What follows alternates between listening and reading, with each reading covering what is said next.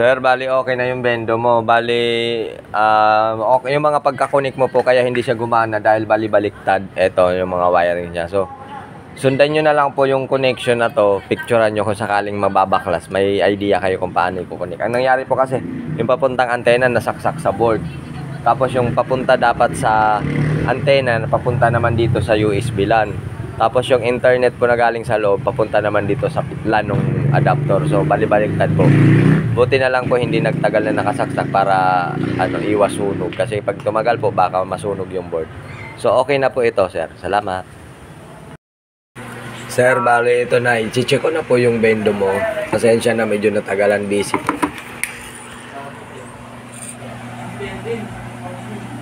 So, ang sabi nyo po, sir, hindi umiilaw yung green. Based dito sa observation ko, sir, nakita ko ngayon, nakatanggal yung SD card mo. Pag ganito, nakahang. Yan. Pag ganyan po nakausli, nakahang yan. So, i-push mo lang po siya. Yan. Para magkiklik. Yan. Pag ganyan nakahang. Pag ganon, nakalock. So, try ko po isaksak ulit. So, ito, sir. Testingin natin yung bendo mo. Bali, nakatanggal po yung SD card. Pinix ko lang po. Saksak natin. Sinaksak na sir yung SD card. Ayan sir, may ilaw na green oh. Possible sir na nakatanggal lang talaga yung SD card mo kanina. Kaya hindi umiilaw yung sabi mong green. Ayan sir, nagbiblink din yung internet niya. Okay na. Sabihin, so okay siya. Try ko po sir, testingin. Walang problema yung bendo mo sir eh. So dito po siya nakakonect. Sa search mo na. Gubot up. Wala pa akong ginagalaw sir sa bendo. Ayan sir. Nag-boot up na. Nag-boot up na sir. Nag-boot up na sir. Ayan. Tapos ito, umihilaw rin na green. So try ko mag-insert coin sir. Try daw po sir mag-insert coin. Medyo malat po si builder. Sama kasi pakiramdam sir. Ayan sir. Isa pa. Hindi na kasi sa camera eh. Nasa lang din sa mo kasi mahaba oras. Ito sir. Connected na po.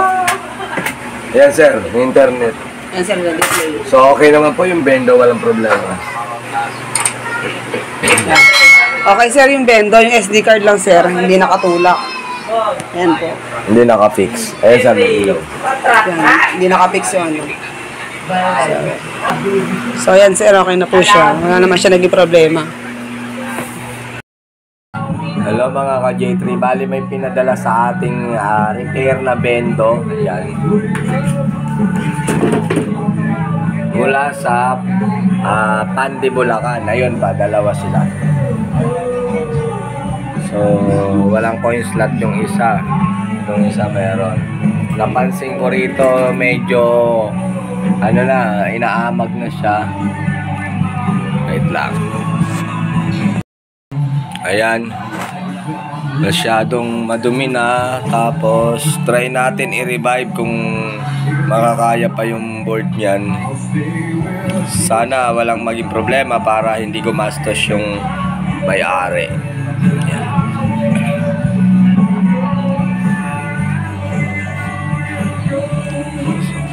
Check na natin.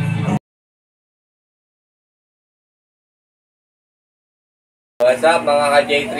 So, welcome sa ating bendo 317. So, ang 317 po natin, requested build client from Malolos, Bulacan. So, ang request niya is Pisofy OS and then syempre, naka-advanced setup siya, VLAN configuration. So, eto siya. Yan.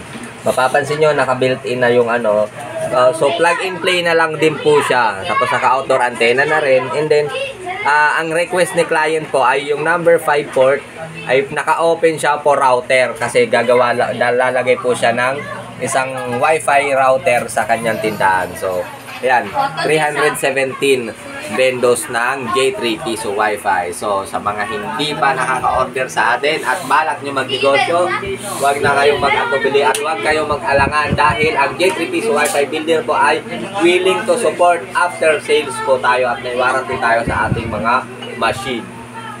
So, hanggang dito na lang siguro. Don't forget to subscribe, like, and share sa ating mga video tutorial na inyo makikita. Pa-share po sa mga nangangailangan. So, ako po ang inyong likod, Jenner Lique. Salute mga ka-J3. Bye-bye.